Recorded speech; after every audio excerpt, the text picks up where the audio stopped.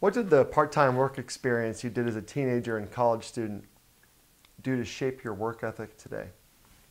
In my family, the second we were able to work, we did. They weren't pretty jobs either. I didn't get the cushy job at the ice cream shop, or I wasn't like, I wasn't I wasn't a lifeguard. Those are the cushy jobs. Those are great jobs. My first job was Roy Rogers.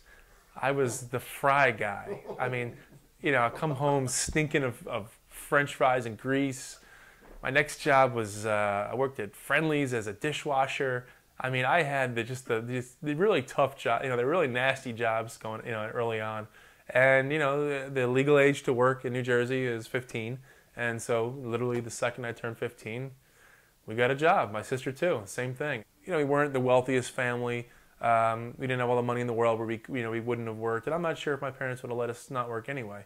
But it's important. I think it's really important because, you meet a lot of people through your life and you can kind of you can almost tell sometimes who, kind of went through that growing up or not. It's it's an interesting trait that I think it develops in a person. It's the value of a buck, maybe. Just that you got to work hard in this world. You got to fight for every crumb. That from every crumb you got to fight for in this world. And so I feel like you kind of learn that. Early on, if you have to get a job or a couple jobs, early on. Right. I mean, there was the summers I had 2 jobs. A summer. I was, oh God. I mean, I'm trying to remember one summer. Junior year, I was a busboy at Fridays, and I sold sneakers at Foot Action.